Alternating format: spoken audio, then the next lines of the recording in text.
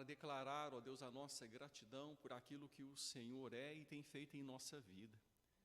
Recebe, pois, ó Deus, o nosso culto, o nosso ajuntamento, o nosso serviço, ó Deus, como agradável diante de Teus olhos. Conduza-nos, dá-nos, ó Deus, a bênção de sermos tratados pelo Teu Espírito, através da Tua Palavra, nesta manhã. Nós louvamos o Senhor, pedimos que nos abençoe, pedimos que abençoe as crianças também, que estarão iniciando um momento, ó Deus, de ensaio para a cantata de Natal, que o Senhor seja com elas, as abençoe e receba desde já, Pai, da boca delas o louvor. Tua palavra fala que da boca de crianças o Senhor tiraste o perfeito louvor, Pai. Abençoe nossas crianças e abençoa-nos, ó Deus, quando estamos submissos, ó Pai, como aprendizes diante da Tua palavra. Em nome de Jesus, amém. Irmãos, vamos abrir a palavra de Deus no livro dos Salmos, Salmo 51.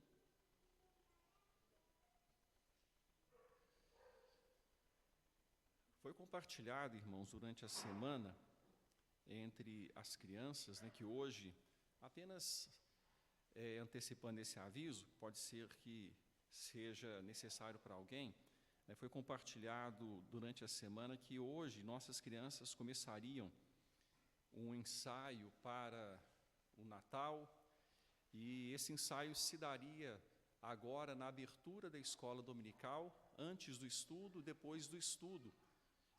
Depois da abertura, as crianças teriam o estudo normal delas e, à noite, após a palavra, no culto infantil, as crianças também aproveitariam o momento para ensaiar. Então, teria o culto infantil, a ministração da palavra a elas, e após a palavra, elas aproveitariam o momento também para passar as músicas. Então, começando hoje este ensaio, nós citamos aqui na oração, eu peço aos irmãos que orem pelas crianças e aqueles que quiserem que suas crianças participem, é tempo de elas poderem participar para no culto do dia 15 de dezembro poderem participar deste momento de louvor ao Senhor nesta cantata natalina.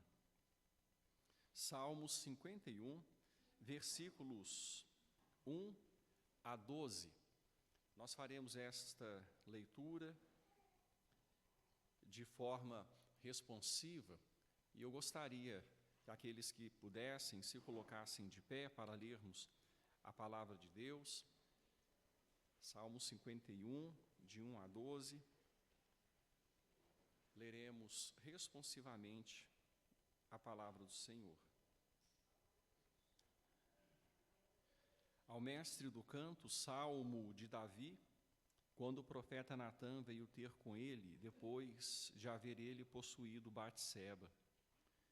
Compadece-te de mim, ó Deus, segundo a tua benignidade, e segundo a multidão das tuas misericórdias, apaga as minhas transgressões.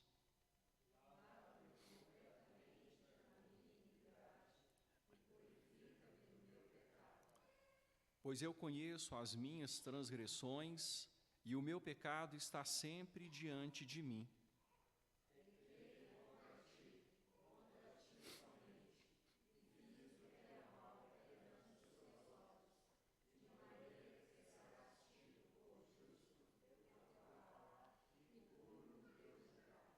Eu nasci na iniquidade, e em pecado me concebeu a minha mãe.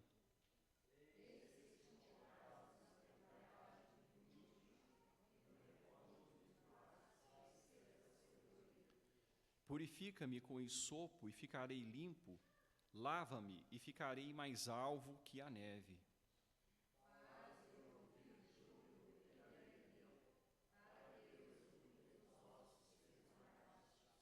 Esconde o rosto dos meus pecados e apaga todas as minhas iniquidades.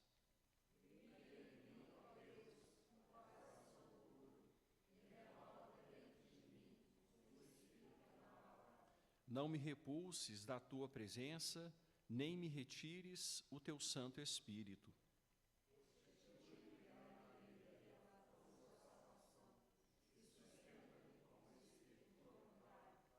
Amém. Podem se assentar, nós vamos louvar ao Senhor, entoando o hino.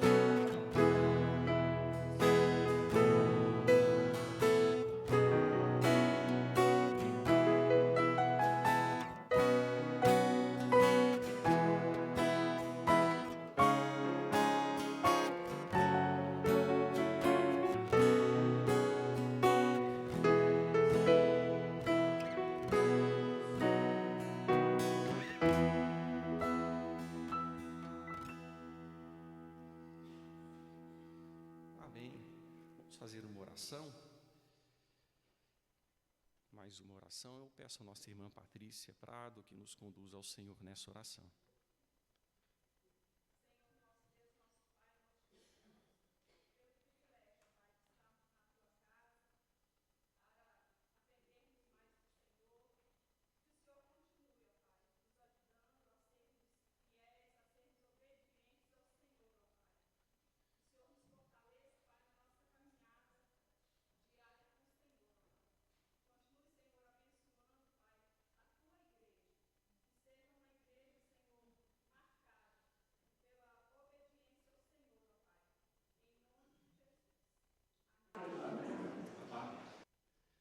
Mais alguns irmãos comunicados que eu quero enfatizar entre aqueles que os irmãos receberam ao chegarem à igreja.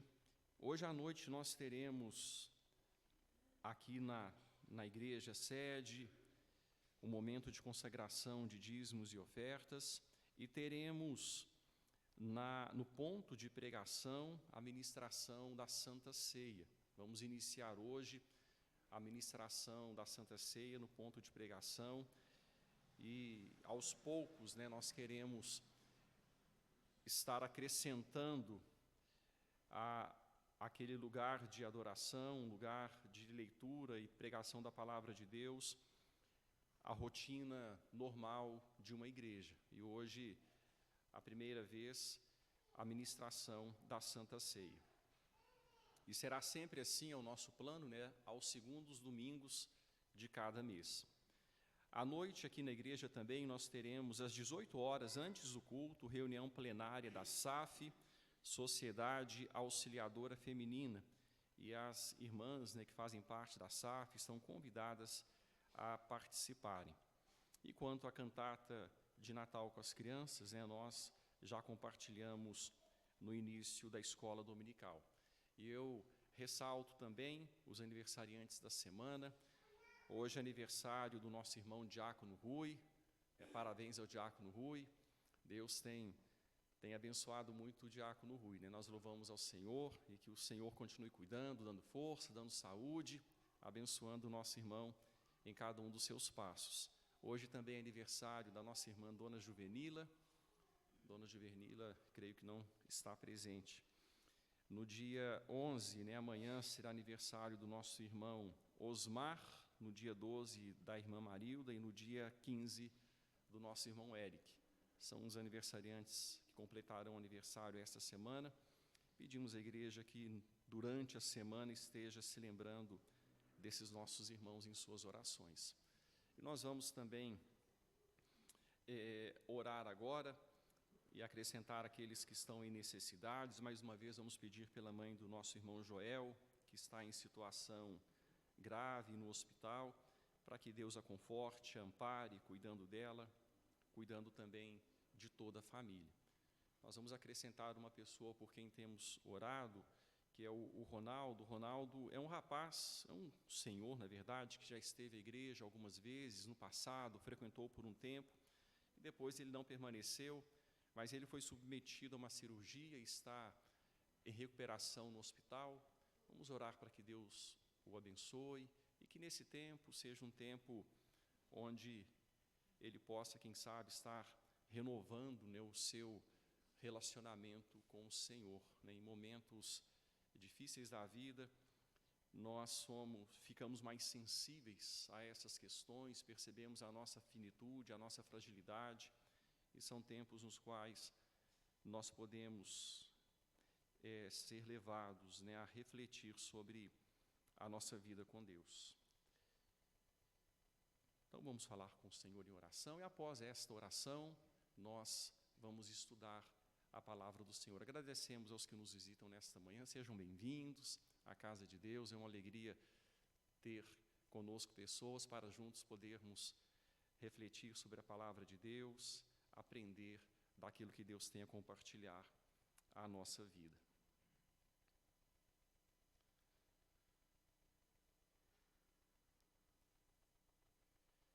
Deus, a nossa vida se alterna em dias fáceis, dias difíceis, dias bons, dias maus, faz parte da nossa jornada. Ó Deus, em todos esses dias nós queremos honrar o Senhor, queremos manifestar que a alegria do Senhor é a nossa força e que nós podemos nos alegrar no Senhor sempre, em toda e qualquer circunstância. Pai, assim eu quero lhe agradecer pelas bênçãos recebidas por irmãos e interceder, ó Deus, pelas lutas que estão sendo enfrentadas por outros. Agradecer com o nosso irmão Diácono Rui por seu aniversário. Muito obrigado, Pai. O Senhor tem cuidado dele no decurso dos anos e por isso lhe somos gratos. Pedimos que o Senhor continue com o teu servo em cada passo de sua jornada, Pai. E da mesma forma, o Senhor abençoe a nossa irmã, Dona Juvenila, que o Senhor abençoe também o Osmar, a Marilda, o Eric. Ó Deus, obrigado. Um ano a mais de vida é bênção do Senhor. Ó Deus, é uma comprovação muito clara diante dos nossos olhos que o Senhor tem nos sustentado, Pai. Através dos dias, das semanas, dos meses, o Senhor tem mantido a nossa existência. E cada manhã é um presente, Deus, que o Senhor acrescenta à nossa vida. Muito obrigado, Senhor. Recebe a nossa gratidão. Deus, e pedimos também, Pai, agora por aqueles que estão necessitados, enfermos, ó Deus, em situação de recuperação. Pedimos pela mãe do nosso irmão Joel, que o Senhor a conforte. É um estado grave, é um estado difícil, mas que o Senhor a conforte, Pai, cuidando dela, dando paz, ainda que num leito de enfermidade, Pai, com uma doença em estágio avançado. Cuida dela, Senhor, e que o Senhor traga também paz e amparo a toda a família do nosso irmão, em nome de Jesus. Peço pelo Ronaldo que o Senhor o abençoe em sua recuperação. Durante a semana estivemos orando por ele e peço ao Senhor, Pai, suplico graça e misericórdia, que nesse tempo de fragilidade ele reflita sobre aquilo que é eterno, sobre aquilo que tem a ver com o relacionamento com o Senhor, em nome de Jesus, Pai. Quero aproveitar também, e me lembro aqui, Senhor, de interceder pelo Israel Gutierrez, ó Deus, que irá ser submetido também a uma cirurgia nas próximas semanas, ó Deus, em tratamento, Pai. Que o Senhor tenha misericórdia dele, o abençoe. Ó Deus, nós o conhecemos, ele já esteve aqui conosco na igreja, que a sua graça, Senhor, o alcance de forma muito especial e que também seja um tempo de reflexão, um tempo, ó Deus, de conserto com o Senhor, Pai. Cuida dele, cuida de sua família, nós os deixamos, ó Deus, em tuas mãos. Deus de amor, e outras situações que o Senhor conhece, que o Senhor sabe, pedimos que o Senhor intervenha, que o Senhor abençoe, recebendo tanto a nossa gratidão, ó Deus, sendo o caso quanto as nossas súplicas e intercessões, Pai, por outro lado. Deus de amor, louvamos o Senhor pelos irmãos aqui reunidos, pelos que nos visitam. Ó Pai, pedimos que a sua graça e a sua misericórdia seja abundante sobre todos nós, abrindo-nos os olhos agora, o entendimento para recebermos e compreendermos a lição que o Senhor tem a nos transmitir, Pai, em Tua Palavra. Obrigado, Senhor. Recebe a nossa gratidão, o nosso louvor, a nossa adoração, em nome de Cristo Jesus. Amém. Nós vamos então, irmãos, estudar a Palavra de Deus, né? As crianças, boa parte, né, já desceu, as outras podem descer então para o estudo da Palavra do Senhor. Que Deus abençoe as nossas crianças. E nós vamos abrir a Palavra de Deus no livro de Lamentações de Jeremias, capítulo 5.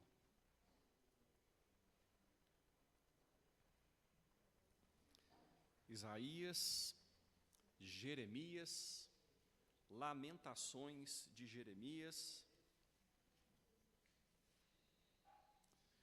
O livro de Lamentações de Jeremias é um pequenino livro.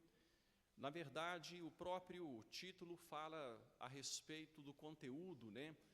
Daquilo que é o gênero, é um ai, é um choro, é uma lamentação.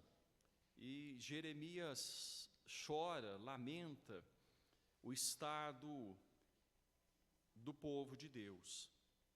Ele foi um profeta que viu a queda de Jerusalém, ele era parte do povo de Deus, ele amava o povo de Deus, ele amava o reino de Judá, não queria que este reino sofresse aquilo que Deus havia dito sofreria, não houvesse mudança de comportamento, não houvesse mudança de postura com relação ao relacionamento com Deus, mas o povo não deu ouvidos a Jeremias. Jeremias sofreu, foi preso no tronco, foi espancado, foi lançado em um poço, uma cisterna sem água, enfim, ele passou por tantas lutas, ele comparecia diante de reis, ele falava a palavra do Senhor, a palavra dele até era tida como palavra do Senhor, mas era rejeitada por aqueles que a ouviam. Mas chegou o momento quando aquilo que Jeremias disse que aconteceria, de fato aconteceu.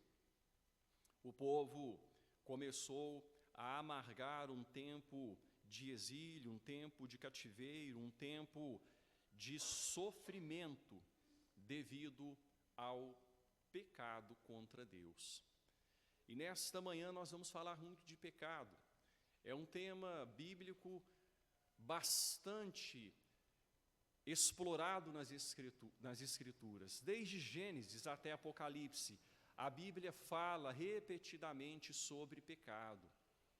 É um tema, nós sabemos disso, né? Os irmãos têm esse conhecimento.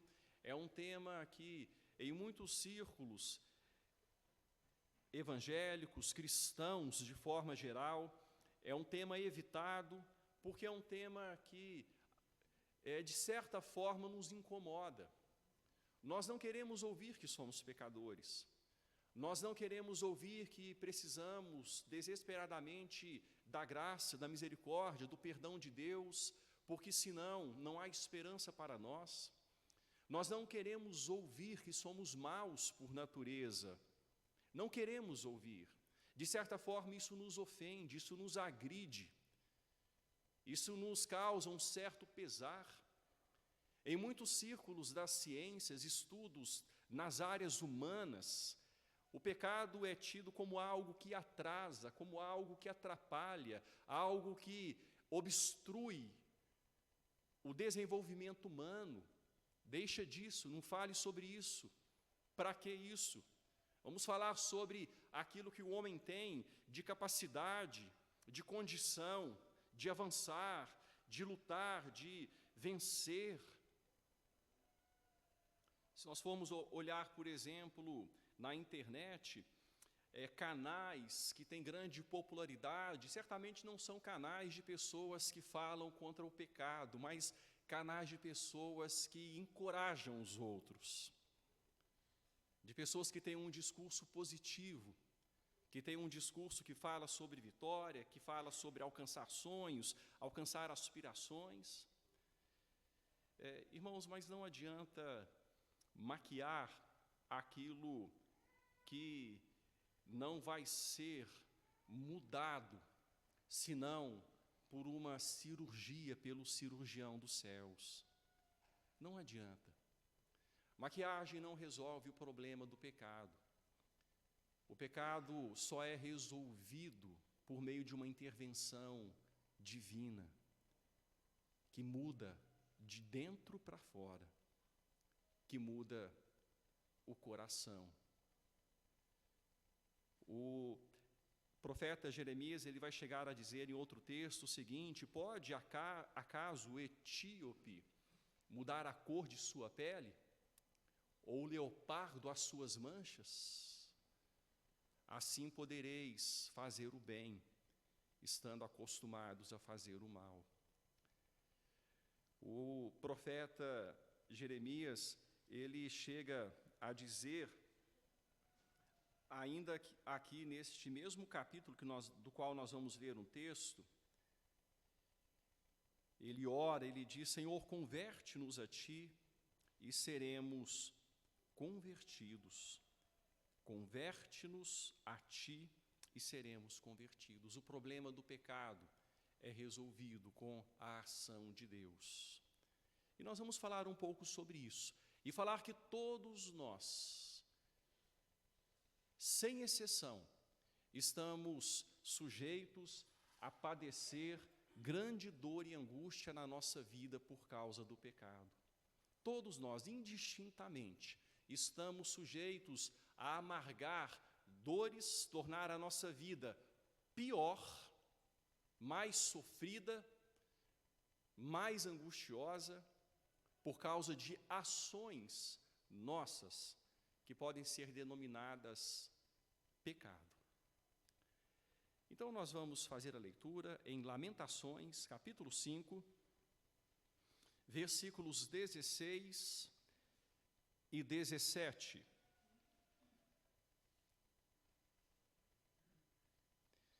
Lamentações, capítulo 5, versículos 16 e 17. Leiamos em uma só voz o texto da palavra de Deus.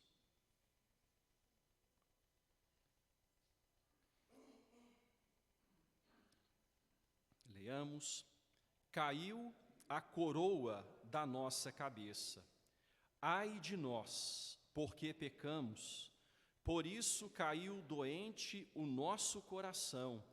Por isso se escureceram os nossos olhos. Os irmãos conseguem ver a dor por trás das palavras deste homem?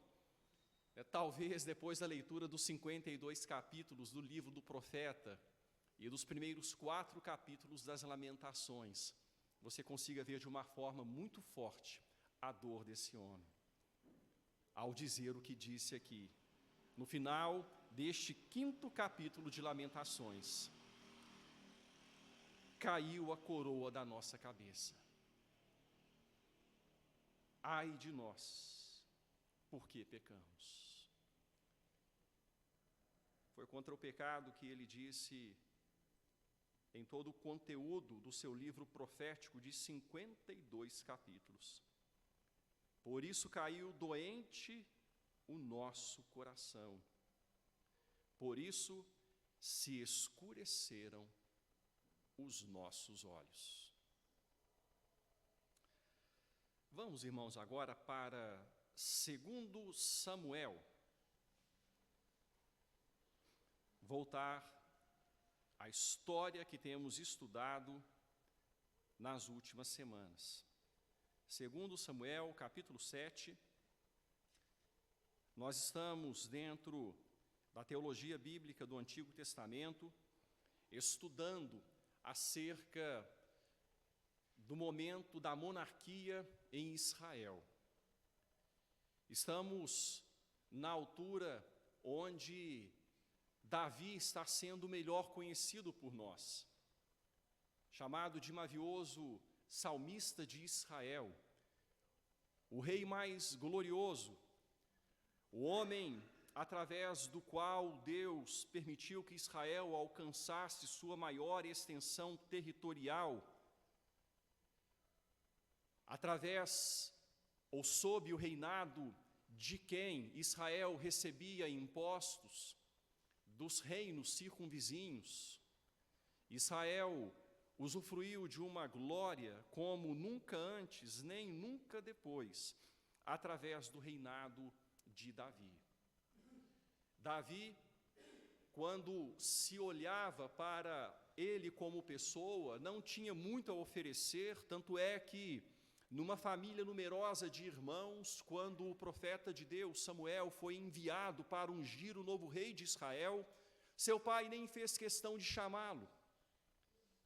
Os outros irmãos todos estavam presentes. Samuel havia dito para Jessé que a família deveria estar reunida, Mas Davi nem foi chamado porque Jessé não tinha nenhum palpite de que ele poderia ser escolhido. Qualquer um dos outros, pode ser que sim, especialmente o primogênito, mas o caçulinha, ainda inexperiente, ainda novo, quem sabe, olhando para ele, não aparenta ter um grande futuro. E Deus, contrariamente àquilo que os olhos viam, disse para Samuel dizer a Jessé que eles não se assentariam à mesa enquanto o mais novo não chegasse. Os filhos se passaram todos diante de Samuel. Nenhum deles era. Quando chegou Davi, era aquele. Deus separou Davi. Algo por graça, algo por escolha divina. E a partir dali o Espírito de Deus passou a agir em Davi, e Davi sem se esforçar, Davi sem querer cavar algo, querer construir algo. Foi acontecendo, Davi foi tomando proeminência, Davi foi adquirindo renome, foi crescendo, de repente foi colocado dentro da corte real de Israel, por causa de um dom musical que tinha. Davi derrubou um gigante que amedrontava todo o exército dos guerreiros veteranos. Nenhum tinha coragem de enfrentar aquele gigante, e Davi o enfrentou, não na força dele. E nesse enfrentamento, Davi pôde mostrar que não somos nós, é o Senhor. É no nome do Senhor, é na força do Senhor que há salvação para nós. E Davi começou a ser perseguido por Saul, que o invejava, porque o Espírito de Deus havia se retirado de Saul e estava com Davi. E Saul queria matar Davi, mas Deus de tal forma cercou Davi que próprios familiares, filhos de Saul, amavam Davi, Jonatas, Mical. E Davi foi sendo preservado por Deus. Teve Saul 2 vezes em suas mãos. Não quis matar Saul, não quis fazer justiça com as próprias mãos, não quis vingar-se a si mesmo, mas confiou a Deus a vingança. Cometeu alguns erros, como vimos aqui, antes de 2 Samuel capítulo 7, alguns erros até sérios, mentira, engano, mas Deus foi tratando de Davi. E quando chegamos em 2 Samuel 7, depois de Deus mesmo ter lidado com Saul, e Saul ter morrido por mãos, na verdade, por sua própria mão, ou por suas próprias mãos, numa batalha, Saul se matou, com medo de ser morto pelo exército filisteu. E Davi, então, agora estava como rei de Israel, e Deus entra em aliança com Davi, de forma muito clara, separando-o para ser mediador entre si, entre o próprio Deus e o povo. E a gente, no versículo 11, especialmente na parte final, de 2 Samuel, capítulo 7, versículo 11, nós lemos assim, vamos ler todo o texto, né, e ressaltar o conteúdo da parte final. 2 Samuel 7, versículo 11, desde o dia em que mandei houvesse juízes sobre o meu povo de Israel, dar-te-ei, porém, descanso de todos os teus inimigos. Também o Senhor te fez saber que Ele, o Senhor, te fará casa. Davi teve no seu coração o desejo de construir uma casa para repouso da arca, e Deus disse, não, Davi, você não vai fazer isso, eu é que te constituirei dinastia. Eu é que tornarei a sua casa uma casa onde haverá rei eternamente. O Senhor estava mostrando para Davi que através dele viria o Cristo. através dele viria o Rei eterno, filho de Davi, o Messias, que seria aquele que conseguiria, através da ação de Deus na sua vida, resolver o maior problema dos homens, resolver o maior problema do próprio Davi. E Davi, então, começou ou prosseguiu o seu reinado de uma forma majestosa. Se você olhar no capítulo de número 8, o versículo de número 6, por exemplo, irmãos, o capítulo de número 7, o final do capítulo 7, o capítulo 8, o capítulo 9, o capítulo 10, esses capítulos vão contar como que um caminhão basculando, né, como que fosse assim um derramar de vitórias. Vai caindo, as vitórias vão caindo, vão acontecendo de uma forma intensa, multiplicada, exponencial. Davi vai vencendo, vai graçando, avançando, de uma forma que só aconteceria como de fato era o seu caso, com a ação de Deus. Vejam o capítulo 8, versículo de número 14, aí versículo de número 6, o texto vai colocar no plural, vai colocar de forma coletiva. Capítulo 8, versículo 6, Davi pôs guarnições na Síria de Damasco, e os sírios ficaram por servos de Davi, e lhe pagavam tributo. Vamos ler a parte final do texto juntos? E o Senhor dava vitórias a Davi por onde quer que ia. O Senhor dava vitórias, está no plural. O texto vai falando de vitórias específicas. Olha, Davi venceu esta batalha, Davi venceu aquela outra, Davi venceu ainda esta, e o texto vai mostrando, vai apontando, e por fim aqui o texto chega e diz, olha, Deus dava vitórias a Davi por onde quer que ia. Ele colocava a planta do pé, Deus concedia a ele. Ele tinha uma iniciativa, Deus acrescentava a ele. Ele pensava em algo, Deus abençoava. Veja o versículo de número 14. Pôs guarnições em Edom, em todo Edom pôs guarnições, e todos os edomitas ficaram por servos de Davi. Vamos ler a parte final juntos? E o Senhor dava vitórias a Davi por onde quer que ia. Então Deus estava abençoando Davi de uma forma extraordinária.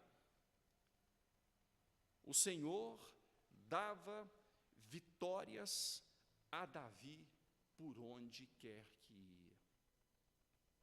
Irmãos, conta a história que certa vez perguntaram a um dos homens, agora não me lembro aqui exatamente qual que era a posição dele, mas era um dos homens mais ricos do mundo, e que ainda trabalhava para aumentar a sua fortuna. E ele tinha muito dinheiro, muito dinheiro.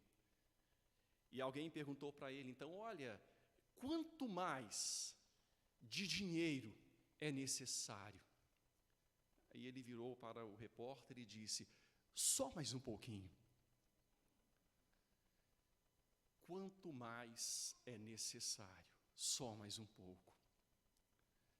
Davi estava avançando, Davi estava crescendo, Davi estava conquistando de uma forma, como eu já disse, extraordinária. Davi não tinha necessidade alguma, se pensarmos, irmãos, o seguinte, que o erro é cometido para suprir alguma necessidade. Se pensarmos desta forma, né, que as pessoas só cometem erro, coitado, ele está precisando tanto, está morrendo de fome, então cometeu um erro, roubou para comer, assim, não justifica também, mas vamos pensar aqui vai nos mostrar que o problema não está na necessidade, o problema está no coração. Davi não tinha necessidade de pecar contra Deus, a fim de conquistar algo de que porventura Deus lhe houvesse privado. Não havia privação. Davi estava sendo abençoado a largos goles. Ele estava recebendo de tudo em abundância. Contudo, quem disse que o coração humano entende essas coisas? Quem disse que o coração humano é confiável? Deixe o texto de 2 Samuel marcado, por favor. Quero convidá-lo a voltar comigo para Jeremias, capítulo 3.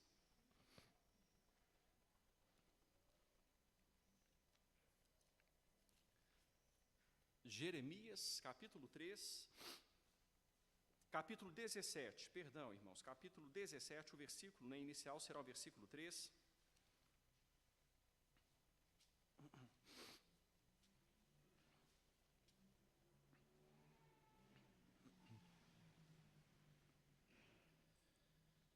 Jeremias 17, versículo 3, assim diz o texto: Ó monte do campo, os teus bens e todos os teus tesouros darei por presa, como também os teus altos. O que é que o texto diz em seguida? Por causa do pecado em todos os teus territórios. É uma das profecias de Jeremias. Vamos agora para o versículo seguinte, o versículo 4. Vamos ler juntos? Assim, por ti mesmo te privarás da tua herança, que te dei, e far-te-ei servir os teus inimigos, na terra que não conheces, porque o fogo que acendeste na minha ira arderá para sempre. Deus falando para o seu povo por boca de Jeremias: por ti mesmo te privarás da tua herança que te dei, e far-te-ei servir aos teus inimigos. Versículo de número 9, vamos ler juntos? Enganoso é o coração mais do que todas as coisas, e desesperadamente corrupto. Quem o conhecerá? Versículo 10, eu, o Senhor, esquadrinho o coração, eu provo os pensamentos, e isto para dar a cada um segundo o seu proceder, segundo o fruto das suas ações. O problema não era uma carência da parte de Davi, ele tinha muito mais do que havia sonhado, muito mais do que precisava, muito mais do que jamais havia pensado. O problema era o coração de Davi. O problema era interior. Como eu disse, Davi já havia pecado bastante antes. E aqui nós vemos uma situação mais grave, ou uma forma de Deus lidar com Davi mais dura, mais pesada. Eu creio, irmãos, que o fato de Deus ter feito uma aliança bastante significativa com Davi, no capítulo 7, mostra o porquê desta gravidade. Davi foi oficialmente constituído pelo Senhor como representante pactual, alguém que estaria ali entre ele e o povo. Davi já havia recebido muito da parte de Deus, já havia recebido muita revelação, muito conhecimento. Deus já havia dado da sua intimidade a Davi. Agora, Deus lidaria então com Davi após o seu pecado de uma forma muito dura e muito pesada. A quem muito é dado, muito será cobrado. A quem muito se confia, muito mais se pede. Então a história que segue é bem conhecida, mas ainda assim eu creio será bastante proveitoso passarmos por ela, destacando alguns pontos importantes. Vamos voltar para segundo Samuel. Irmãos, e se no decurso da palavra, da exposição, né, os irmãos quiserem interromper, quiserem fazer alguma pergunta, quiserem de alguma forma participar, os irmãos têm liberdade, né? Estamos em escola dominical, onde nós aprendemos juntos, onde vamos juntos estudando a palavra do Senhor. Então, capítulo 8, capítulo 9, capítulo 10 de 2 Samuel vão acrescentando, né, conquistas e mais conquistas e mais conquistas de Davi. Chegamos ao capítulo 11. Capítulo 11, versículo de número 1. Decorrido um ano, no tempo em que os reis costumam sair para a guerra, enviou Davi a Joabe, comandante do exército, e a seus servos com ele, e a todo Israel, que destruíram os filhos de Amon e sitiaram Rabá. Porém, Davi ficou em Jerusalém. Aqui então, irmãos, a história continuava, o avanço prosseguia. Só que a gente vê uma diferença aqui. Era momento de guerra. Decorrido um ano das vitórias que foram narradas, ou da última vitória narrada no capítulo 10, enfim, o texto foi narrando, como eu disse, de forma plural, as vitórias de Davi. Deus lhe dava vitórias por onde quer que ia. Aí no final do capítulo 10 fala sobre vitória sobre Amon. Então, decorrido um ano, o tempo passou. E agora, naquele momento, quando os reis costumavam sair à guerra, possivelmente um tempo atmosférico mais adequado para guerrear, um tempo que dava condição dos exércitos se deslocarem e guerrearem suas batalhas. No tempo em que os reis costumavam sair à guerra, aí então vem a diferença aqui. Davi enviou seus servos. Davi ficou em Jerusalém. Aqui nós vemos duas situações diferentes.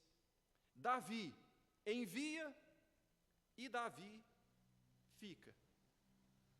Davi envia e Davi fica.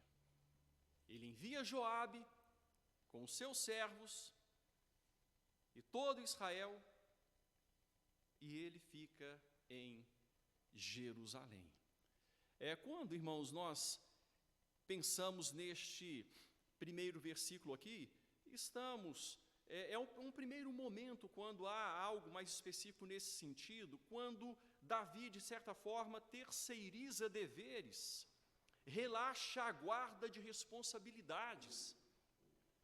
Ora, o rei era aquele que ia adiante. Quando a gente para pensar sobre o início da monarquia, quando o povo queria um rei, o povo havia pedido e, de fato, o rei representava o povo, e o rei liderava o povo nas batalhas. Lá atrás, quando Deus disse para Moisés que ele não entraria na terra prometida, Deus disse para Moisés, orou ao Senhor e disse assim: Senhor, coloque um homem à frente deste povo, que vá adiante dele, que o encaminhe. A responsabilidade do rei naquela época era estar adiante do povo nas batalhas, era sair com o povo, era encorajar o povo, era colocar-se em risco. E o texto então diz que Davi enviou e Davi ficou. De certa forma, terceirizando deveres, relaxando a guarda de responsabilidades. Irmãos, e tem algo bastante interessante que a gente pode destacar e acontece muito na vida da gente. Eu queria ver se os irmãos acham que é assim de verdade. Quem não está onde deve estar, fazendo o que deve fazer, estará onde não deve estar, com risco de fazer o que não deve fazer. Vocês concordam com essa frase? Quem não está onde deve estar, fazendo o que deve fazer, estará onde não deve estar, com risco de fazer o que não deve fazer. A gente precisa ter cuidado. As nossas decisões podem ocasionar a nós mesmos o risco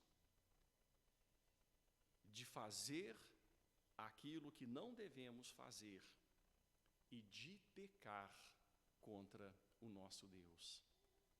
As nossas escolhas, as nossas decisões, as nossas ações. Um texto que eu queria ler com vocês, sempre deixo o texto de Samuel marcado. Quero convidá-los a abrirem as Escrituras em 2 Tessalonicenses, capítulo 3, versículo de número 11. Vai ilustrar, tá, irmãos? Ilustrar este ponto aqui. Quem não está onde deve estar, fazendo o que deve fazer, estará onde não deve estar, com risco de fazer o que não deve fazer. 2 Tessalonicenses 3, versículo 11. Vamos ler juntos este versículo? Leiamos: pois, de fato, estamos informados de que entre vós há pessoas que andam desordenadamente e não trabalhando, antes se intrometem na vida alheia. Olha só, uma ilustração tão interessante, né? Andando desordenadamente, né? Não estão onde devem estar, fazendo o que devem fazer.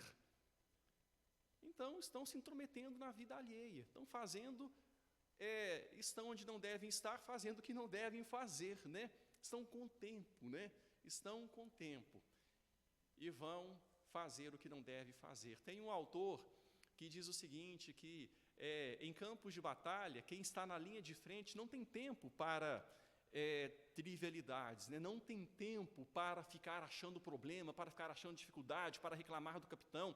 Quem está na linha de frente está a postos ali, se protegendo, porque corre o risco de morrer. Quem está na linha de frente está em guerra. Agora, os que estão na retaguarda, às vezes estão lá jogando pauzinho, jogando cartas, e estão conversando, falando mal do que está lá na frente e tal, porque parece que não está correndo tanto risco e não está vendo a seriedade da batalha, a seriedade daquele momento. Bom, Davi enviou e Davi ficou. Aí vamos então para 2 Samuel de novo, capítulo 11, vamos continuar aqui o texto. 2 Samuel 11, versículo de número 2, o texto diz assim: uma tarde, levantou-se Davi do seu leito. Ele estava com tempo para tirar uma sonequinha à tarde, né, irmãos? Assim, nada contra sonecas à tarde, né? Tem horas que a gente pode e deve fazê-lo, né? Só que o exército estava na guerra. Os súditos dele estavam guerreando, caindo, vítimas na batalha. E Davi estava no palácio. Aí uma tarde, levantou-se Davi do seu leito e andava fazendo o quê? Passeando. Ele estava passeando ali no terraço da casa real. Ele estava onde não devia estar, com risco de fazer o que não devia fazer. Daí, viu uma mulher que estava tomando banho. Era lá que ele estava. Descansou, levantou, espreguiçou, passeou, olhou e viu. E ele teve tempo para admirar aquela mulher. Sabe, gente, agora eu falo aqui para os homens, né? Especialmente, para as mulheres também, mas especialmente para os homens. A gente sabe a respeito da beleza do sexo oposto. Nós não sabemos. Há pessoas que por natureza são belas aos nossos olhos, ou mais belas que outras. Não há problema a gente ver beleza na criação de Deus. Mas uma coisa é ver beleza, outra coisa é parar para admirar e começar a dar vazão a pensamentos inadequados. É bem diferente uma coisa da outra, não é? O ver beleza é uma coisa que não nos leva ao pecado. Agora, o dar vazão a pensamentos inadequados, sim, podem nos levar a pecado. E o texto diz que Davi viu uma mulher que estava tomando banho. E ele teve tempo para observar que era muito formosa. Ele observou detalhes. Ele ficou olhando lá do seu terraço e percebendo o que de fato era belo naquela mulher, que tanto lhe chamou a atenção. E ali, após esse tempo de observação, e o texto não diz isso expressamente, mas todo o prosseguimento vai nos mostrar que foi assim, onde os seus pensamentos foram muito além do que deveriam ir. O versículo 3 vai dizer o seguinte: mandou Davi perguntar quem era. Eu quero mais informações sobre essa pessoa.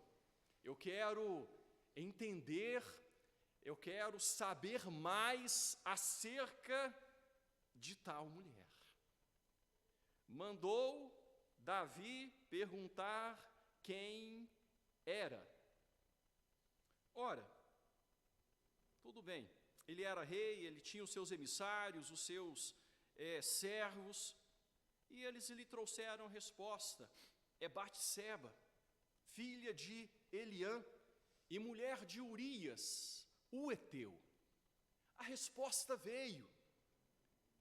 A mulher a quem ele estivera olhando era uma mulher que tinha dono, era uma mulher casada, era uma mulher comprometida, e dentro da lei do país do qual ele era o governante, lei que tanto era civil quanto espiritual, lei da qual ele tinha uma cópia diante do seu trono. O texto dizia, em Êxodo 20, não cobiçarás a mulher do teu próximo. Não cobiçarás a mulher do teu próximo. Davi sabia disso.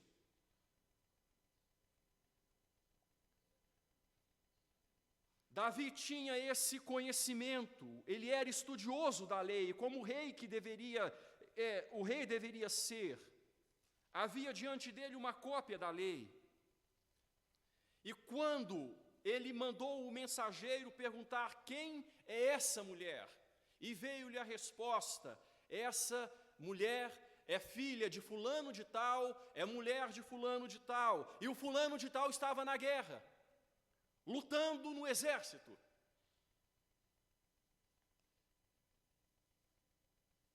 Davi, diante da resposta, deveria tomar que atitude, irmãos?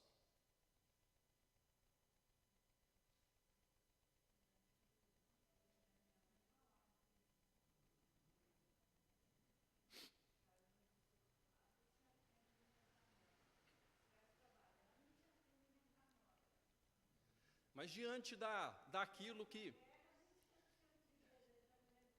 diante da resposta que ele teve do seu mensageiro, o que ele deveria fazer, como alguém que conhecia a palavra de Deus? desistir logo, a abortar do pensamento esse desejo. Não, peraí, a mulher é comprometida, eu conheço a lei do meu Deus. Gente, mas quem diz que o pecado é racional? Por favor, entendam o que eu quero mostrar. A gente não pode vacilar. Saber, a gente sabe muita coisa. A gente não sabe muita coisa? A gente sabe sim o suficiente. E por que é que ainda assim a gente peca? O pecado não é racional. Cuidado. A gente precisa de ter cuidado.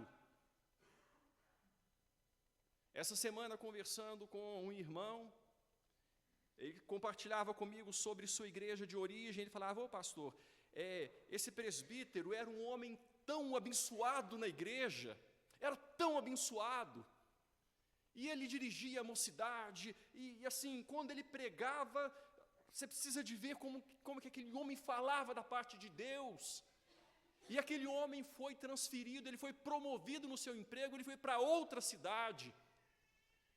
E quando ele foi para outra cidade, ele tinha uma secretária que era exclusiva dele. Ele se envolveu com a secretária e teve uma aventura amorosa com a sua secretária.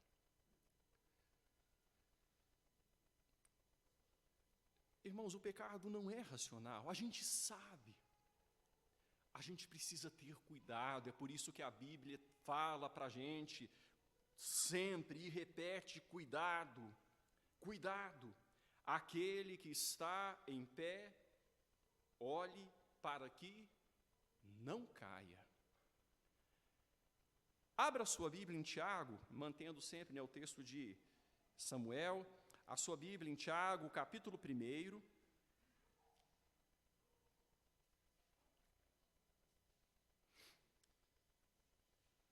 Tiago, capítulo 1, a partir do versículo 13.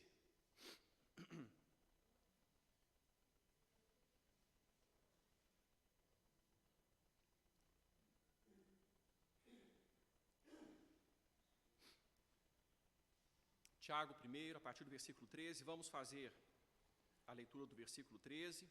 O texto diz: ninguém, ao ser tentado, diga: sou tentado por Deus, porque Deus não pode ser tentado pelo mal e Ele mesmo a ninguém tenta.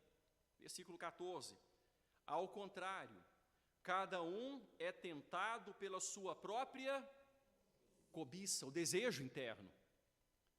O desejo interno.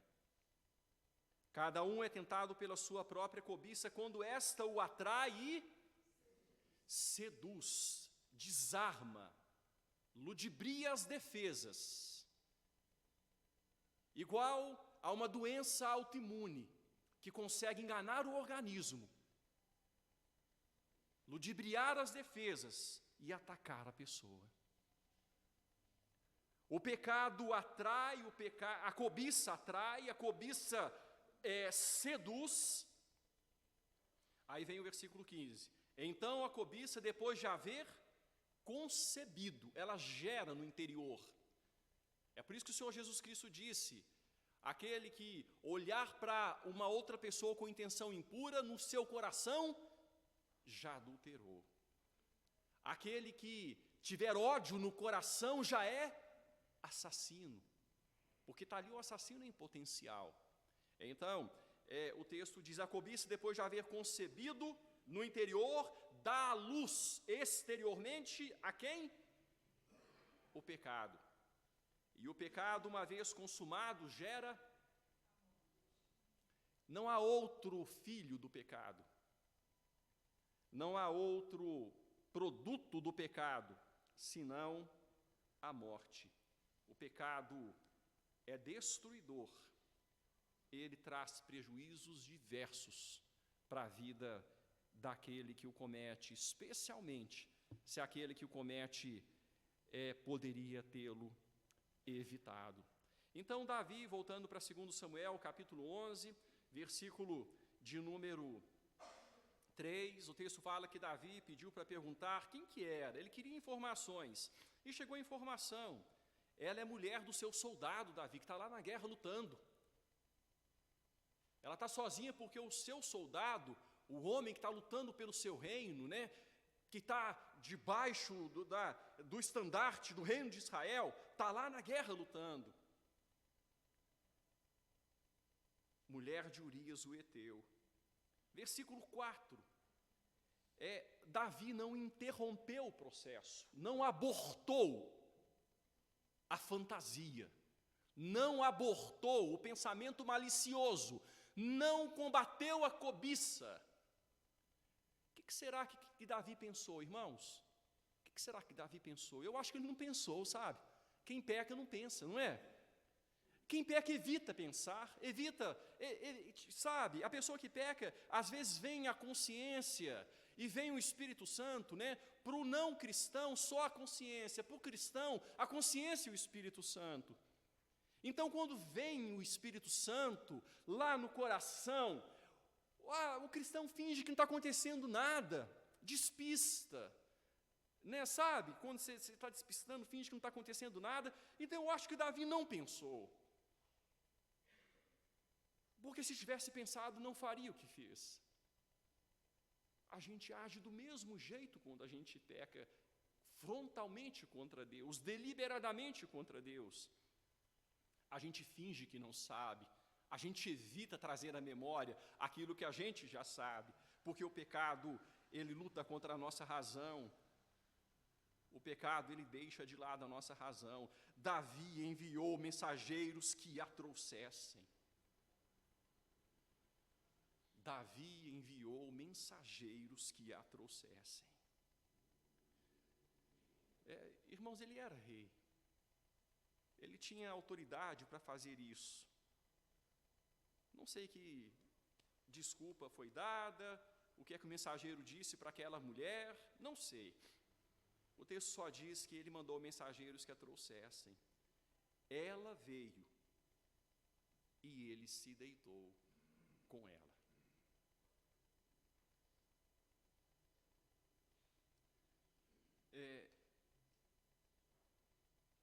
Ele fez isso, irmãos, sabendo de toda a realidade, sabendo o que estava fazendo.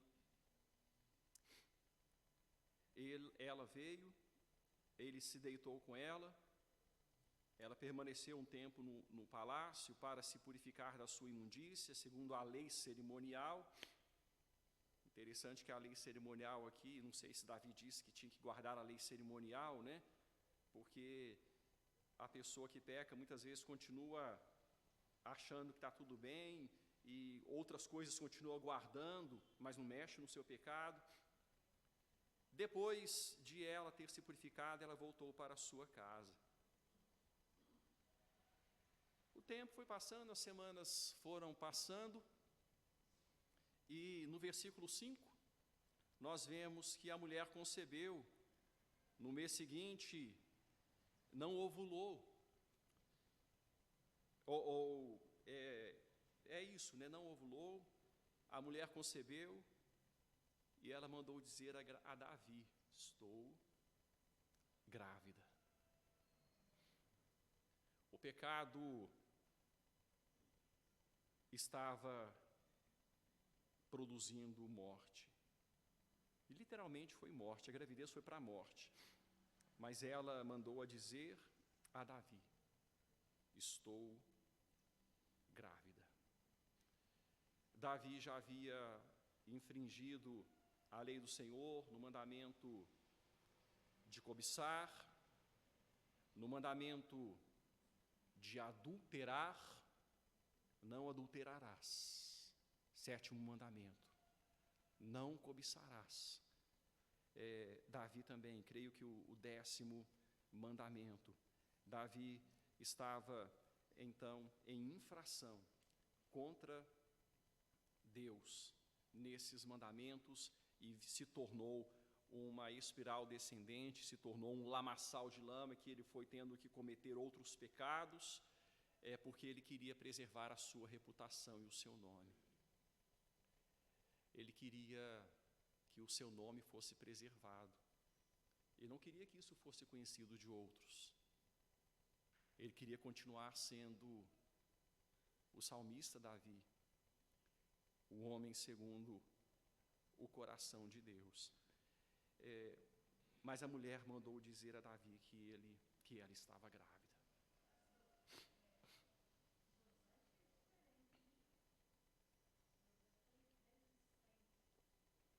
Fez o que Davi deveria ter feito, né? Isso porque José, Judite, o texto bíblico vai nos mostrar, né, de certa forma, dar a essa conclusão para a gente, que José, ele não permitiu que a cobiça avançasse, né? Então ele tinha temor, e quando ele fala, né, quando ele responde, como cometeria eu tamanha maldade? Ele considerou Potifar, que era o esposo da mulher que queria ter uma aventura com ele, né? Ele considerou Potifar. Davi não considerou Urias, que estava na guerra, guerreando, onde ele deveria estar, né? Então, como cometeria eu tamanha maldade? E José finaliza e diz assim na sua resposta: e pecaria contra Deus. Os dois grandes mandamentos, né? Amar o próximo e amar a Deus. Respeitou Deus e o homem. Bom, então Davi fez a besteira, já estava feita. Agora, poderia se arrepender da besteira, mas você já ouviu gente dizer assim: para curar uma ressaca, só outra. É só beber de novo, né? Vocês já viram gente dizer? Eu já ouvi. Para curar uma ressaca, só outra. Então, já que eu fiz a besteira, eu vou fazer outra, né? Então, vamos lá, vamos prosseguir o texto a partir do versículo de número 6. O texto vai dizer assim: então Davi enviou mensageiros a Joabe, dizendo: manda-me Urias o heteu. Joabe enviou Urias a Davi. Então Davi fez, né, tramou na sua mente um plano mirabolante. Ele pensou no seguinte: eu vou mandar chamar Urias, ele está na guerra, ele está guerreando lá, batalha dura, e ele é fiel, é um súdito fiel, ele voltará e tal. Então, ele estando aqui, eu vou falar: Urias, que bom que você está, eu queria saber notícias da guerra, enfim, enrolar, nem tentar emblomar Urias lá, e depois falar: não, aproveita que você está aqui, eu te dou uma folga, vai para sua casa, aproveita um final de semana prolongado, né, um feriadão, vai lá, desce, fica com a sua esposa. Davi queria que Urias, estando lá então, fosse para casa, se deitasse com Batseba, e daqui a pouco, né, a gravidez era recente, daqui a pouco a barriga começaria a dar sinais, e tudo bem, Urias esteve aqui, né? O esposo dela esteve aqui, deitou com ela, teve uma folga, ela engravidou. Então Davi queria ocultar a gravidez, ocultar que ele era o pai, que ele havia se deitado com Batseba. Mas então, vamos prosseguir, né? No versículo 6, mandou Davi chamar Urias, e o comandante enviou Urias a Davi. Versículo 7, vindo, pois, Urias a Davi, perguntou este como passava Joabe, como se achava o povo, e como ia a guerra. Depois disse Davi a Urias: desce à tua casa e lava os pés, né? Vai, meu filho, vai para a tua casa, descansa um pouquinho, abraça a tua esposa. Saindo Urias da casa real, logo se lhe seguiu um presente do rei. Quem sabe, né? Você já ganhou cesta de café da manhã? É bom ganhar, né, assim, uma cesta de café da manhã, ou ganhar, aí você, poxa vida, né, aí você tem aquele café especial que você não estava esperando, né? Então, quem sabe, Davi mandou um banquete: estou mandando aqui uma refeição especial para você usufruir com a sua esposa, né?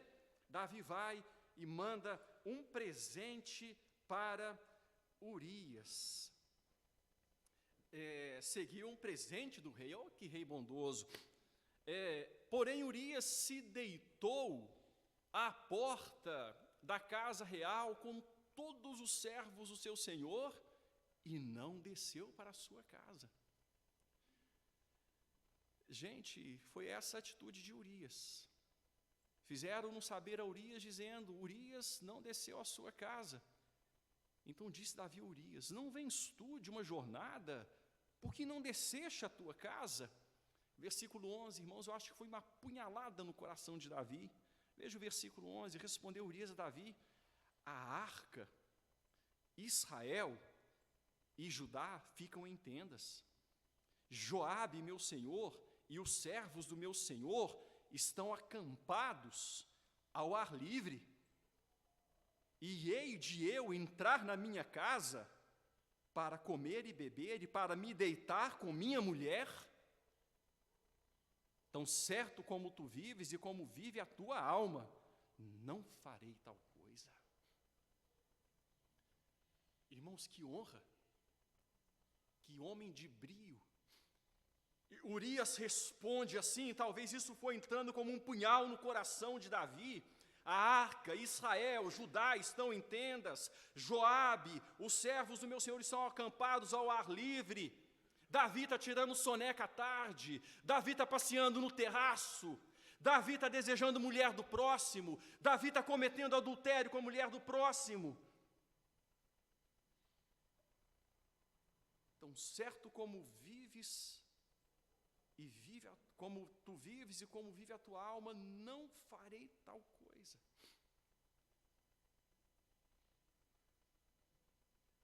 Aí, a partir do versículo de número 12, então disse Davi a Urias: demora-te aqui, ainda hoje, e amanhã te despedirei. Aí ele foi para o tudo ou nada, sabe? Quando você blefa lá no truco, né? Truco, e você quer fazer o negócio acontecer no tudo ou nada. Davi disse a Urias: demora-te aqui ainda hoje, e amanhã te despedirei. Urias, pois, ficou em Jerusalém aquele dia o seguinte. Davi o convidou, e comeu e bebeu diante dele, e o embebedou. É o Boa Noite Cinderela. Tem criminoso que não faz isso para aproveitar de outros, não tem? Para deitar, dá lá para a pessoa e abusa sexualmente, rouba. Davi o embebedou para que a razão de Urias deixasse de ser um muro a sua consciência deixasse de estar na ativa, para que ele pudesse se deitar com a sua esposa, descer à sua casa. Davi foi para o tudo ou nada, o embebedou. À tarde saiu Urias a deitar-se na sua cama com os servos do seu senhor. Porém, o que diz o texto, irmãos? Não desceu à sua casa. Que homem! Devia ganhar uma condecoração do rei. Que homem fiel! Devia ganhar uma medalha distintiva. Que homem fiel! Não desceu à sua casa.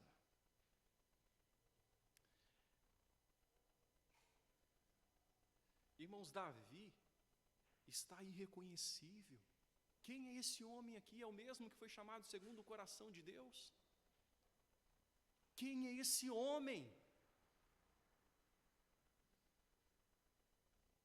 É o homem que disse diante do exército, lá, olha, quem é esse filisteu incircunciso para afrontar o exército do Deus vivo? Eu vou mostrar para vocês que do Senhor é a guerra, e o Senhor livra, não com espada, nem com lança. Que homem é esse aqui? O que aconteceu com Davi? Agora vem a colocação para cada um de nós. Você acha que nós somos diferentes? Você acha que nós somos diferentes? O mesmo potencial para o mal está no seu e no meu coração. É por isso que nós precisamos nos cuidar contra o pecado, porque se nós vacilarmos, nós vamos cometer tamanha maldade, muitas vezes com o próximo, mas ainda que não, seja um pecado solitário, ou um pecado que não traga prejuízo para outras pessoas, eu vou pecar contra o meu Deus.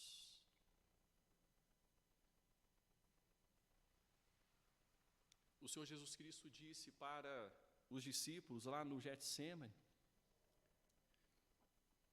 vigiai e orai, para que não entreis em tentação.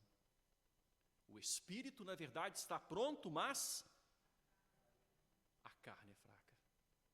Cuidado, muito cuidado.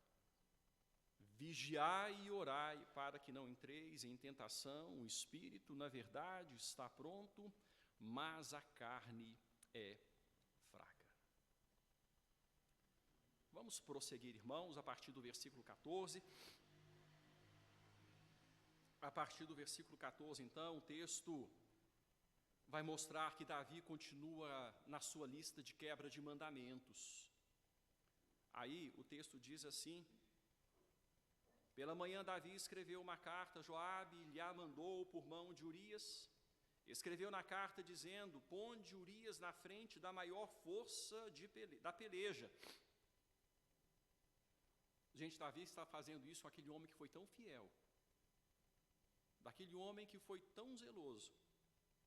Ponde Urias na frente da maior força da peleja, deixai-o sozinho, para que seja ferido e morra.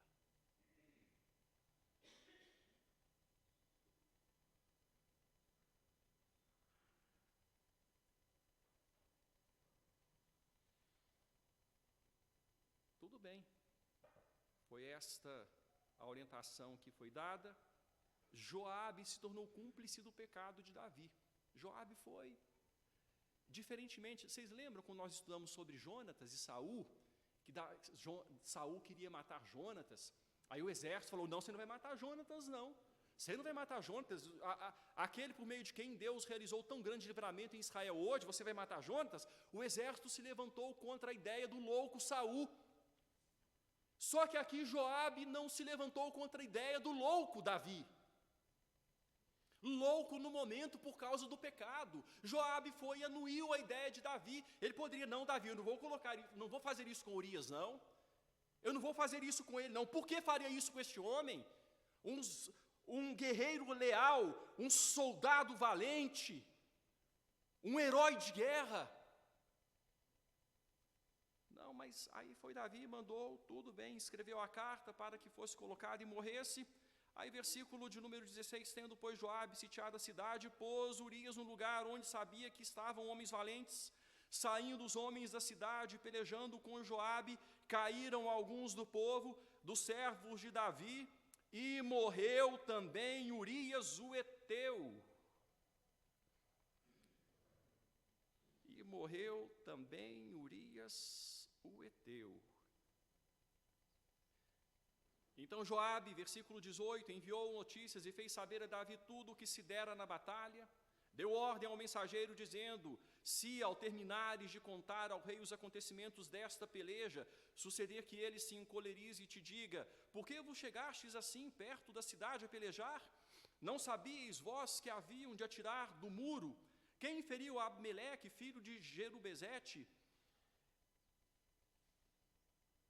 Não lançou uma mulher sobre ele do muro um pedaço de mor corredora de que morreu em Tebes? Porque vos chegastes ao muro?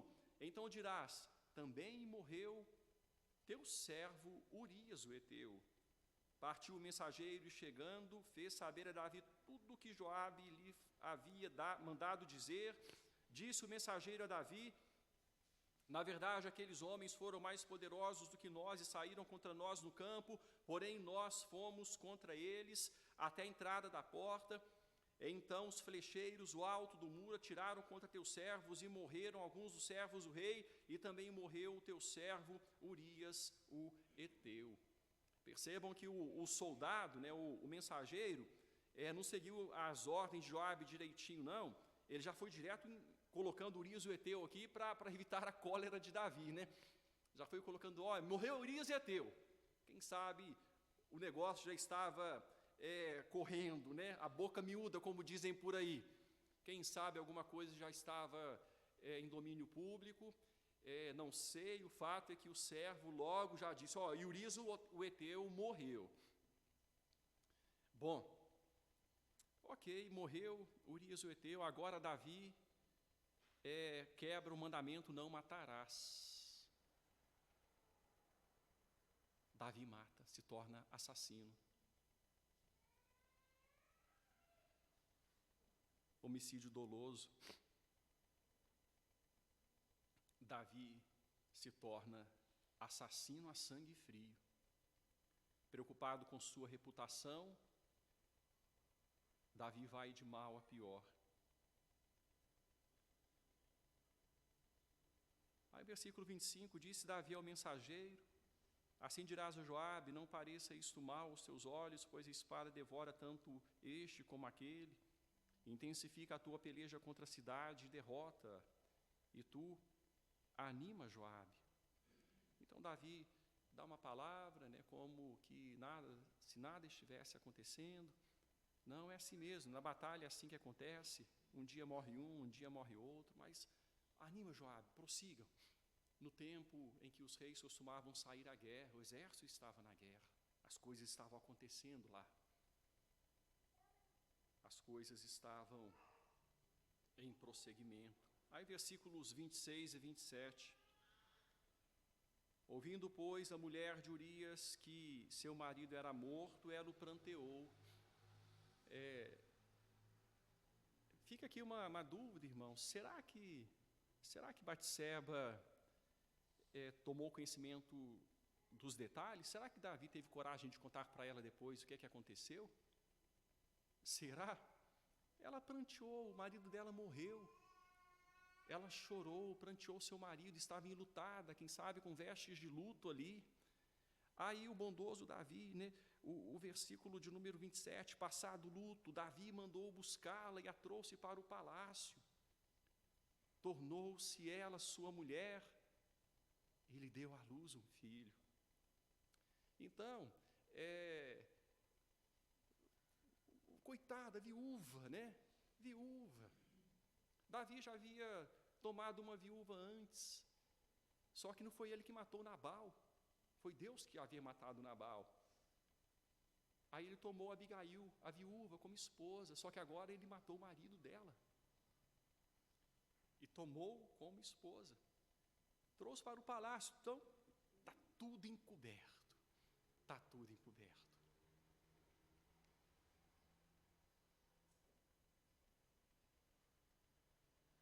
Ele se tornou esposo da mulher com quem havia adulterado, de quem havia matado o marido. E prosseguiu a vida. Prosseguiu a vida, a gravidez continuou, o filho nasceu, o filho ainda estava mamando, não sabemos exatamente quanto tempo tinha o filho. Eles mamavam até alguns anos naquela época, né? Mas o filho ainda estava novo, novo, e a vida estava prosseguindo. Mas o final do versículo de número 27 vai dizer: porém isso que Davi fizera foi mal aos olhos do Senhor. Alguém conhecia todas as maquinações, toda a trama. Alguém conhecia todo o enredo da história. Assim como esse alguém onipotente, onisciente, conhecia toda a trama de Jezabel e de Acabe para matar Nabote, esse Senhor Todo-Poderoso conhecia toda a trama de Davi para matar Urias. Batseba se tornou sua esposa. O bebê nasceu. O tempo estava correndo.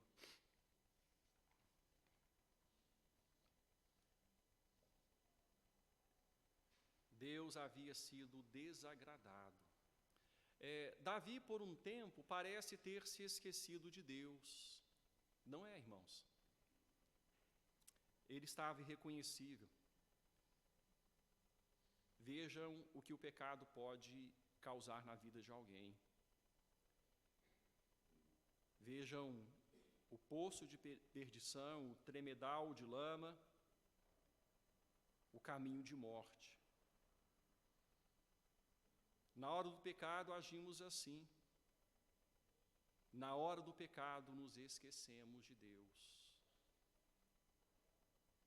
Você acha que alguém agradece a Deus quando está em uma relação sexual adúltera? Você acha que alguém tem condição de agradecer a Deus quando está em uma relação sexual adúltera? Agora, lá em Hebreus 13:4, fala: bem-aventurado entre todos seja o matrimônio, bem como o leito de mácula. Você pode agradecer a Deus quando está numa relação sexual com sua esposa. Não pode agradecer? Você que é homem, você que é esposa, pode agradecer a Deus por aquele momento de intimidade, aquele momento de prazer. Mas ninguém vai se lembrar do Senhor agradecer quando está num momento de relação sexual adúltera. Ninguém agradece a Deus quando está usando droga. Quando vai para a boca de fumo, compra uma droga e vai usar aquela droga para gerar um certo prazer, uma certa euforia. Ninguém vai lá e fala: Deus, obrigado por esse dinheiro suado que o Senhor me deu, por essa droga maravilhosa que eu vou usar. Ninguém age assim quando está em pecado. Deus é esquecido deliberadamente ou é colocado num canto. Deus, agora fica aí. O pecado faz isso. O pecado nos faz esquecer de Deus. Mas a história não acaba por aqui. Deus, que enviou Elias a Acabe, não se esqueceu de Davi. Deus tinha um pacto com Davi. E embora Davi houvesse pecado contra Deus, Deus havia garantido que a aliança com Davi continuaria. Ele não era o Messias perfeito, ele era representante do pacto imperfeito, mas ele seria ainda instrumento nas mãos de Deus. Deus, que enviou Elias a Acabe, enviaria Natã a Davi. A gente chega então no capítulo de número 12, e aqui a gente vai passar mais rápido, tá bom, irmãos? Capítulo de número 12, o texto diz, versículo 1: o Senhor enviou Natã a Davi. Chegando Natã a Davi, disse-lhe: havia numa cidade 2 homens, um rico e outro pobre. Tinha o rico ovelhas e gado em grande número, mas o pobre não tinha coisa nenhuma, senão uma cordeirinha que comprara e criara, e que em sua casa crescera junto com seus filhos. Comia do seu bocado e do seu copo bebia, dormia nos seus braços e a tinha como filha. Vindo um viajante ao homem rico, não quis este tomar das suas ovelhas e do gado para dar de comer ao viajante que viera a ele, mas tomou a cordeirinha do homem pobre e a preparou para o homem que lhe havia chegado. Então o furor de Davi se acendeu sobremaneira contra aquele homem e disse a Natã: tão certo como vive o Senhor, o homem que fez isso deve o quê, irmãos? Veja só, que o auto-engano que havia cegado Davi para o seu pecado, não havia cegado Davi para o pecado dos outros, né? Um homem que fez uma coisa dessa deve ser morto. Pegou a cordeirinha do pobre. O homem tinha tanto, foi e matou a cordeirinha de estimação do pobre, ao invés de usar a multidão do que tinha. Ele deve ser morto. Que homem é esse? Que miserável é esse? Que pecador é esse? Homem sem escrúpulos, sem senso de justiça, sem nenhuma piedade. Que homem é esse? Versículo 6, não para por aí não, ele vai ser morto. Pela cordeirinha ele restituirá 4 vezes, vai pegar da herança dele, da propriedade dele, e pela cordeirinha ele vai pagar 4 vezes, porque fez tal coisa, e porque não se compadeceu. Então foi isso que Davi falou diante da morte de uma cordeirinha, de um homem pobre que foi explorado por um rico.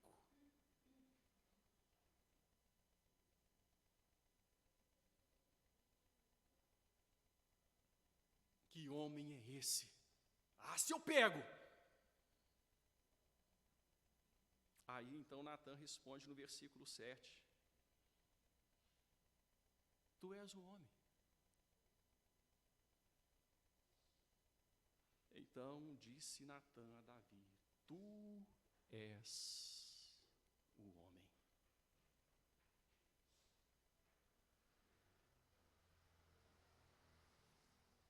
Irmãos, foi essa palavra simples, simples, simples, simples,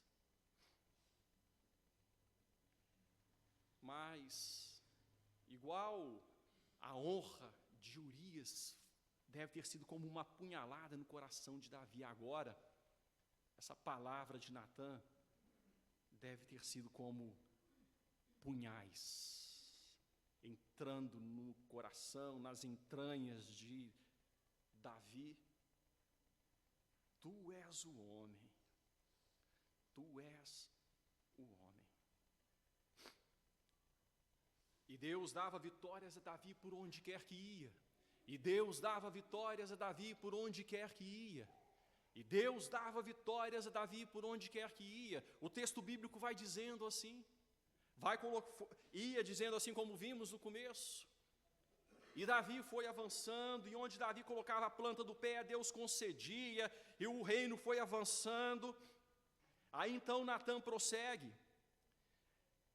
Então, assim diz o Senhor no versículo 7, Deus de Israel, eu te ungi rei sobre Israel, eu te livrei das mãos de Saul. Olha, Deus coloca tudo no eu fiz Davi, eu fiz, mostrando Davi, você era alguém que estava por trás da malhada, você era um menino cuidador de ovelhas.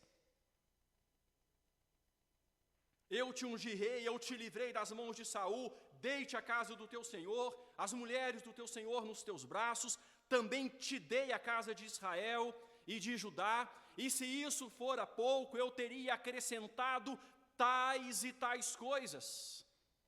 Faltou alguma coisa, Davi? Te privei de algo. Você deixou de ser abençoado em algum ponto. Passou fome, necessidade em alguma área específica da vida.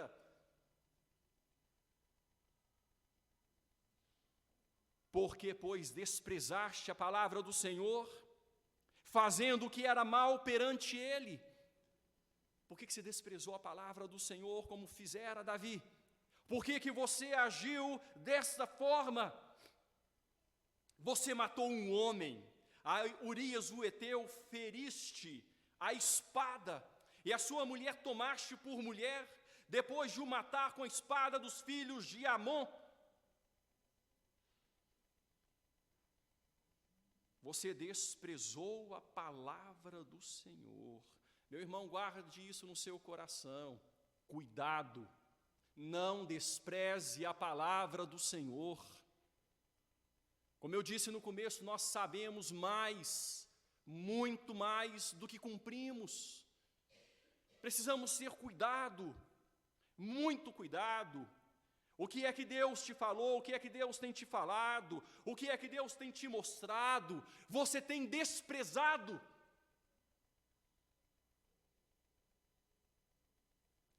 Desprezar a palavra do Senhor é caminho de morte. Cuidado, cuidado. Uma conquista, por maior que seja, não compensa. Um prazer, por mais sedutor e tentador que seja, não vale a pena. Pode ser doce como mel na boca, mas vai se tornar amargo como absinto.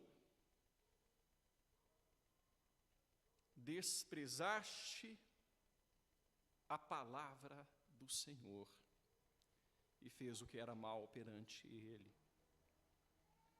Cuidado, meu irmão. Cuidado. Nós precisamos ter cuidado constante para não desprezar a palavra do Senhor e fazer o que é mal perante Ele.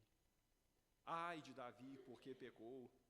Ai de Davi, por isso caiu doente o seu coração, por isso seus olhos se escureceram, por isso caiu a coroa de sua cabeça. Ai de Davi, porque pecou. Porque pecou. E o texto continua. Veja só, o versículo de número 10. Deus fala para Davi: agora, pois, não se apartará a espada jamais da tua casa, porquanto me desprezaste. Agora, a forma como o texto coloca é diferente. No versículo 9, Davi havia desprezado a palavra do Senhor. Versículo 10, você me desprezou. Ele desprezou o Senhor. Então nós vemos que é equivalente. Desprezar a palavra é a mesma coisa que desprezar o próprio Senhor. Não adianta dizer que você ama o Senhor se você despreza a palavra dEle. Se você despreza a palavra dEle, você está desprezando o próprio Senhor.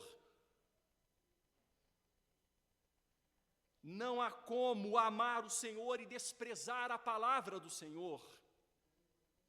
Não há como. Você ama o Senhor quando você ama a palavra do Senhor.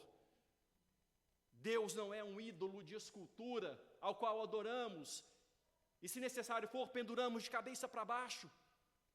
Deus é vivo e verdadeiro, é pessoal e se revela a nós por meio da sua palavra. E mostramos que o amamos quando guardamos a sua palavra. Aquele que tem os meus mandamentos e os guarda, esse é o que me ama. Agora, Davi, a espada jamais se apartará da tua casa, porquanto me desprezaste e tomaste a mulher de Urias o heteu para ser tua mulher.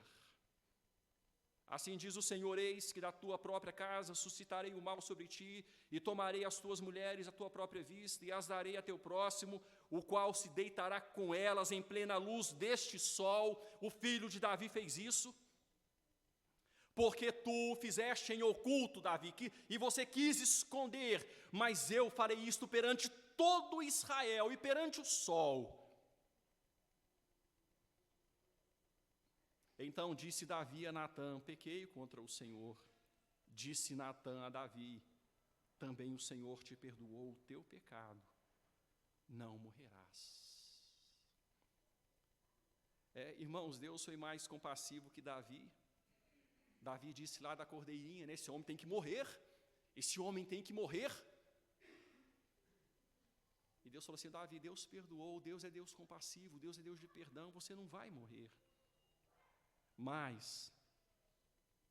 posto que com isto deste motivo a que blasfemassem os inimigos do Senhor, o filho que te nasceu morrerá. Você não morrerá, Davi, mas o filho morrerá. Irmãos, Davi haveria de pagar caro. Davi se quebranta reconhecendo o pecado. Deus o perdoa. Deus é compassivo, longânimo, clemente, assaz benigno. Mas presta atenção em uma coisa muito importante que a gente não deve, da qual a gente não deve se esquecer. Perdão de pecados não é sinônimo de absolvição das consequências do pecado. Dá para entender isso? Perdão de pecados não é sinônimo de absolvição das consequências do pecado. Deus perdoa, mas a gente carrega as consequências. As consequências podem nos fazer enfermar. As consequências podem fazer com que nós nos descontrolemos financeiramente. A nossa família seja destroçada. As consequências do pecado podem acabar com a nossa vida, embora Deus nos perdoe. Mas perdão não é sinônimo de absolvição das consequências do pecado. Deus falou: Davi, você conheceu demais, Davi. Você recebeu demais. Não era para você fazer o que fez. A espada jamais sairá da tua casa. Irmãos, agora, para a gente finalizar, a gente percebe, veja só, aqui eu vou passar muito rapidamente, não vamos ler os textos, mas a partir do versículo de número 15, a partir do versículo de número 15 até o versículo 25, vai mostrar para a gente que o filho de Batseba morre. O filho de Batseba morre.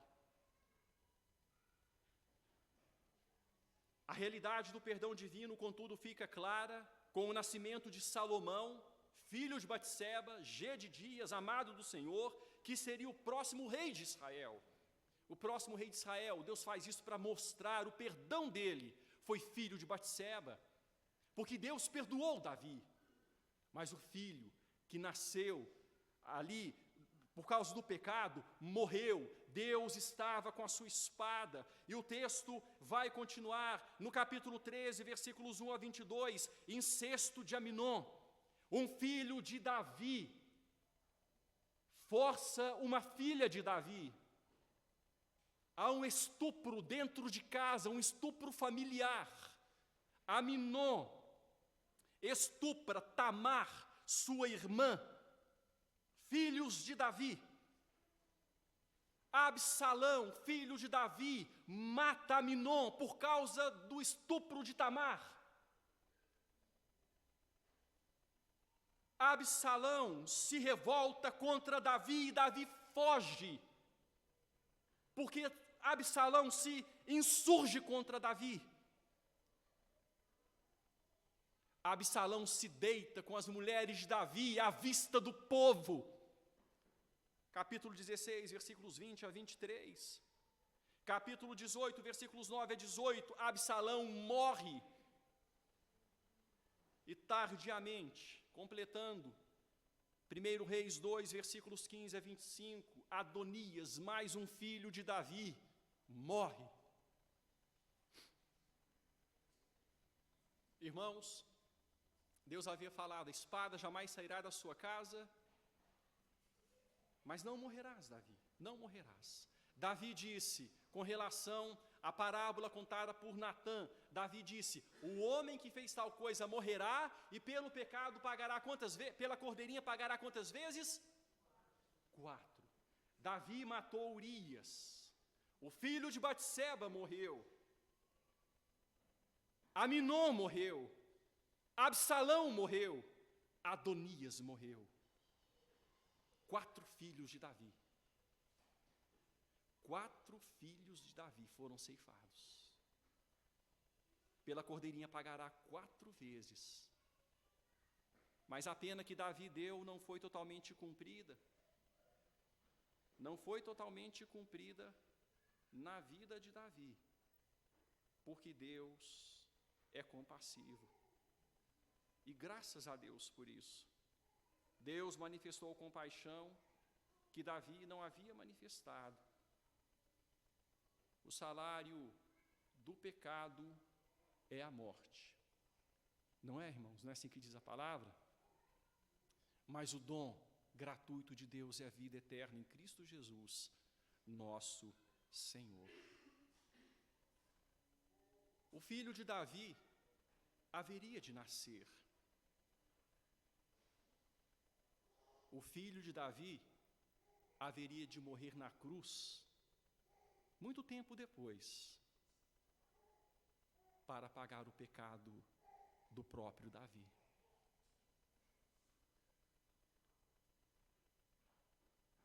Lá em Atos 20, versículo 28, o texto diz, quando Paulo fala para os presbíteros da igreja em Éfeso, atentai por vós e por toda a igreja de Deus, sobre a qual ele vos constituiu presbíteros, para pastoreardes a igreja de Deus, a qual ele comprou com o seu próprio sangue. Ele comprou com o seu próprio sangue. O filho de Davi viria, e por isso Davi foi perdoado. Davi não morreu, mas alguém morreu por ele. Isso é graça. Ele não morreu pelo seu pecado. Jesus morreu pelo pecado de Davi, assim como Jesus morre pelo meu e pelo seu pecado. Todo aquele que é salvo porque Jesus morreu por si. Jesus morreu por seu pecado. Todo aquele que é salvo porque um dia Jesus tomou na cruz a nossa culpa. Deus havia prometido a Davi que lhe faria casa. Da sua descendência viria o Rei eterno. Davi foi um mediador falho, pecador. Davi não foi o mediador definitivo. O Messias ainda viria. O Messias, o mediador perfeito, ainda viria. Ele morreria na cruz. E por isso Davi seria salvo. E por isso você e eu podemos ser salvos, mesmo sendo pecadores. Agora, eu gostaria de frisar, irmãos, o que a palavra de Deus nos ensina aqui neste texto. O Senhor perdoa o pecado, a transgressão, mas não inocenta o culpado. Fica muito claro isso para a gente aqui no texto. O pecado, ele traz prejuízo, ele coloca entrave na vida, ele adoece, ele empobrece. O pecado tira a paz, o pecado tira a alegria. Não é uma boa opção, não é a melhor escolha. O pecado sempre vai nos tornar menos abençoados do que nós poderíamos ser. Davi continuou o seu reinado, mas imagina só você passando, vamos pensar aqui, um pai de família, passando por tudo aquilo que aconteceu na sua casa. Todas as dores pelas quais passou Davi. Tudo proveniente do seu pecado, do seu erro, de não ter honrado ao Senhor. O pecado de Davi nos ensina que não é uma boa coisa optar pelo pecado. Ele sempre nos trará prejuízos.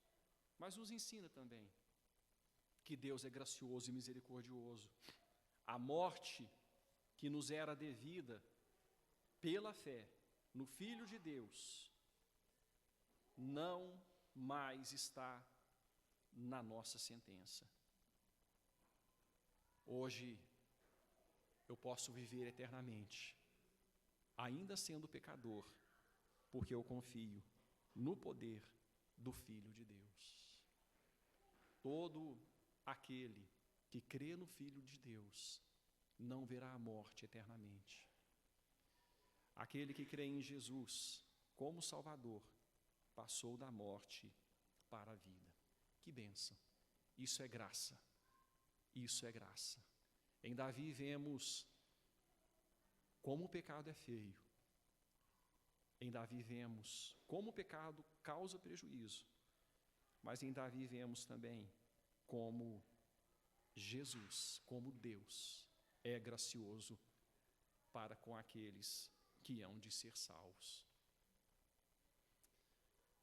Vamos, irmãos, falar com Deus em oração, finalizando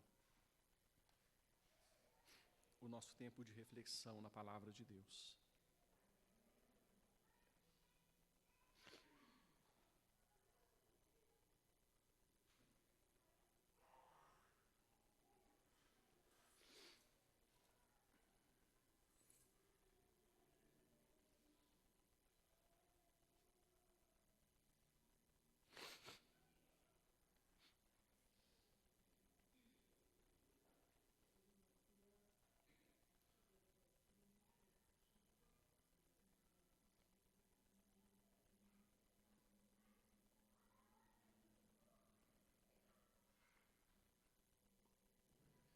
Deus, obrigado, Pai, por ser esse Deus gracioso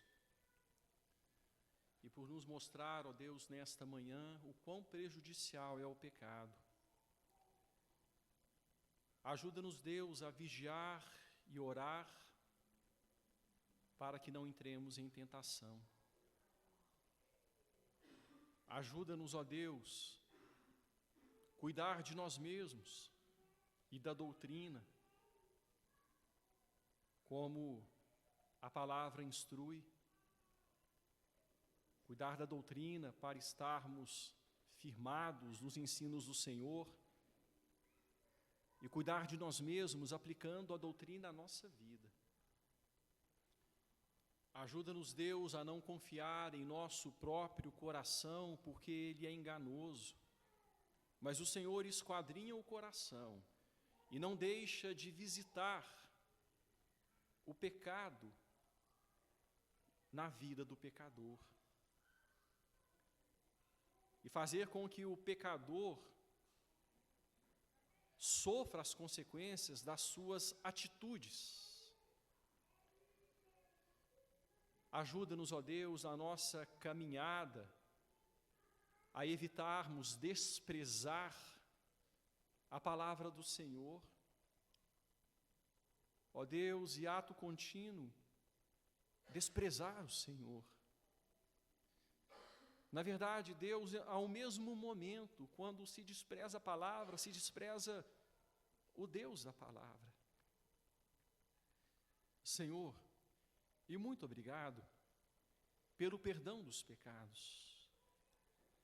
Obrigado porque quando cremos que Jesus Cristo é o Filho de Deus, podemos ter certeza da vida eterna, ainda que pequemos, porque o nosso pecado não nos separa do seu amor, mas causa tanto prejuízo, Pai, tanta dor, tanta dificuldade, que nunca é uma opção que nós deveríamos pensar em escolher.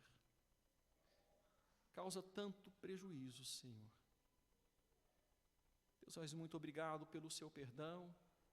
E eu lhe peço que o Senhor nos ajude, Deus, a olhar com mais atenção as nossas fraquezas e a evitar, ó Deus, lutando contra nós mesmos, mortificando nossa carne sempre que necessário. Ajuda-nos a evitar, ó Deus, o pecado, o erro, que faz com que a nossa comunhão com o Senhor seja prejudicada e que venhamos, ó Deus, a sofrer tantos reveses nessa vida.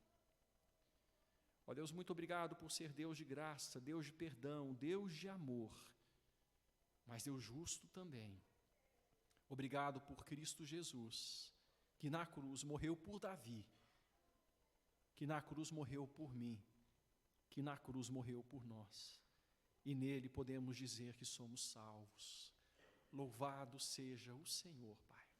Ouve nossa oração, nos conceda, Deus, um dia de bênção, um dia de comunhão com o Senhor, ó Pai, hoje, e dá-nos a graça, Pai, permitindo o Senhor, de à noite, estarmos novamente reunidos em Teu nome, para prestarmos culto ao Senhor, adorarmos o Senhor por aquilo que o Senhor é e tem feito por nós.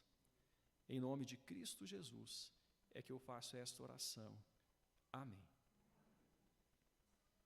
Amém, irmãos. Deus abençoe e leve em paz a cada um dos irmãos.